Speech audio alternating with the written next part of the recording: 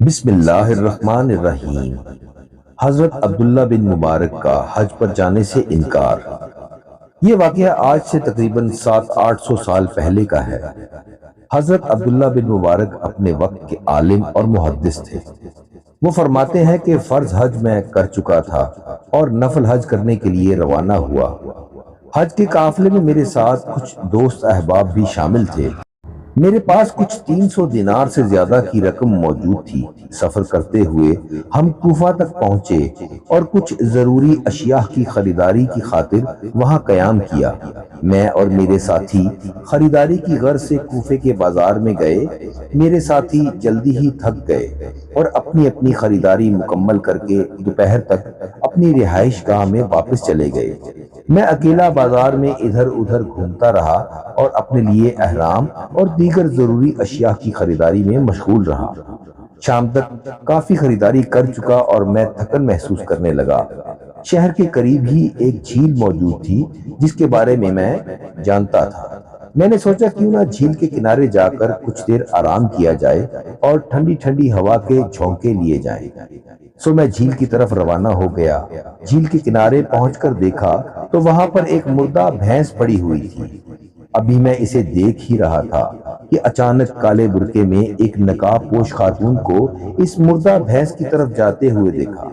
اس عورت نے اپنے تھیلے میں سے خنجر نکال کر جلدی جلدی اس مردہ بھینس کا کچھ گوشت کاٹا اور اپنے تھیلے میں واپس ڈال کر وہاں سے تیزی سے واپس چل پڑی۔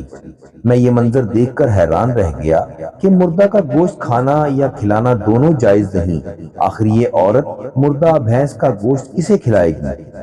کسی کی جاسوسی کرنا جائز نہیں، لیکن میں صرف اس نیت سے کہ کہیں یہ عورت کسی مسلمان کو مردہ بھینس کا گوشت نہ کھلائے، یہ جاننے کے لیے اس کے پیچھے پیچھے چل پڑا۔ بے شک میرا رب میری نیت سے بخوبی واقف تھا۔ کوفے کی گلیوں سے گزرتے گزرتے وہ عورت تنگ و تاریک گلیوں میں داخل ہو گئی، جہاں پر بہت پرانی طرز کے بڑے بڑے مکانات تعمیر تھے۔ ایک بڑے سے لکڑی کے دروازے پر پہنچ کر اس نے زور زور سے دستک دینا شروع کر دی، جیسے اسے دروازہ کھلنے کی بڑی جلدی ہو۔ میں کچھ دوری سے یہ سب مناظر دیکھ رہا تھا۔ دروازہ کھلا، وہ عورت اندر داخل ہوئی اور 4 لڑکیاں اس عورت سے لپٹ گئیں۔ عورت رونے لگی۔ بچیوں نے سوال کیا، ماں کچھ کھانے کو لائی ہو؟ عورت نے جواب دیا، نہیں بیٹا، ہم سید زاد ہیں، ہمیں صدقہ خیرات اور زکوٰۃ نہیں لگتا، بس یہ مردہ بھینس کا تھوڑا سا گوشت کاٹ کر لائی ہوں۔ ویسے تو یہ کھانا جائز نہیں، لیکن میرے رب کا حکم ہے کہ جب انسان مرنے کے قریب ہو تو وہ مردار کا گوشت بھی کھا سکتا ہے، لیکن صرف اتنا کہ جسے کھانے سے اس کی زندگی بچی رہے۔ میری بیٹیوں، اگر آج تمہارا باپ زندہ ہوتا تو تمہیں یہ وقت نہ دیکھنا پڑتا۔ اب یہ گوشت لو اور اسے آگ پر پکا کر اتنا کھا لو جس سے تم زندہ رہ سکو۔ میں جانتی ہوں تم سب نے پچھلے کافی دنوں سے کچھ بھی نہیں کھایا۔ حضرت عبداللہ بن مبارک فرماتے ہیں، یہ منظر دیکھ کر میری آنکھوں سے آنسو روانہ ہو گئے۔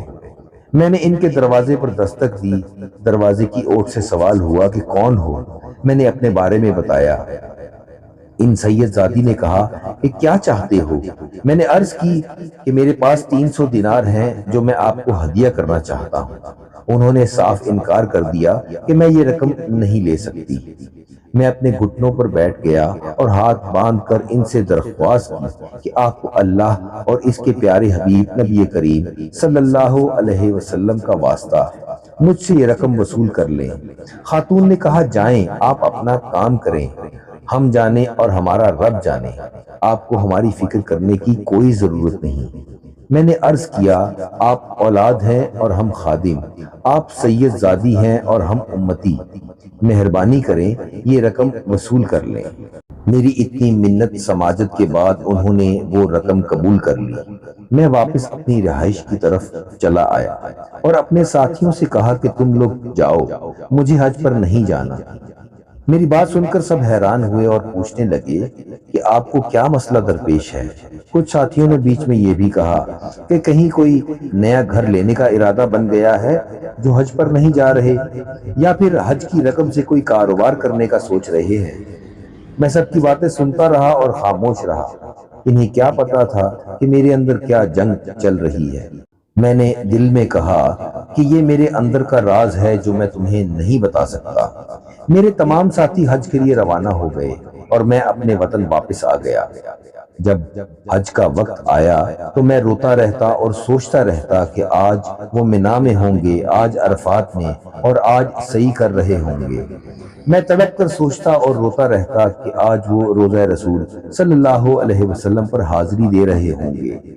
جب 6 ماہ بعد حاجی واپس لوٹے تو میں ان سے ملنے گیا۔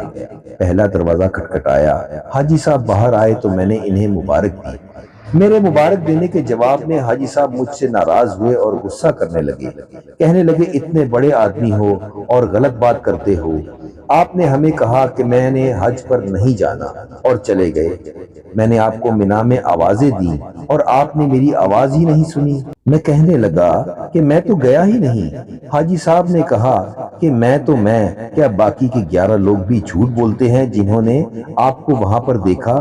سب نے آپ کو دیکھا تھا۔ حاجی صاحب کے گھر سے میں واپس آ گیا۔ 4 روز بعد ایک اور حاجی کے دروازے پر پہنچا، انہیں مبارکباد دی تو انہوں نے جواب دیا چھوڑو یار، کس بات کی مبارکباد؟ میدان عرفات میں تو آپ نے ہماری بات ہی نہیں سنی اور یہاں پر ہمیں مبارکباد دے رہے ہیں۔ میں نے کہا کہ میدان عرفات میں نہیں تھا۔ حاجی ناراض ہو کر بولا چپ کریں، اتنے بڑے محدث ہو کر آپ غلط بات کر رہے ہیں۔ جب آخری دن قافلے آئے تو 8-10 قافلے اکٹھے آئے۔ شام تک میں 7 قافلوں سے ملا۔ وہ لوگ کہنے لگے کہ آپ کے پاس نیا گھوڑا آ گیا تو آپ نے ہماری بات ہی نہیں سنی۔ یہ ساری باتیں سن کر میں پریشان ہوتا گیا کہ میں تو یہاں گلیوں میں پھرتا اور روتا رہا۔ یا الہی، یہ کیا ماجرا ہے؟ یہ تمام حاجی کیا بات کر رہے ہیں؟ پروردگار یہ راز تو ہی جانتا ہے۔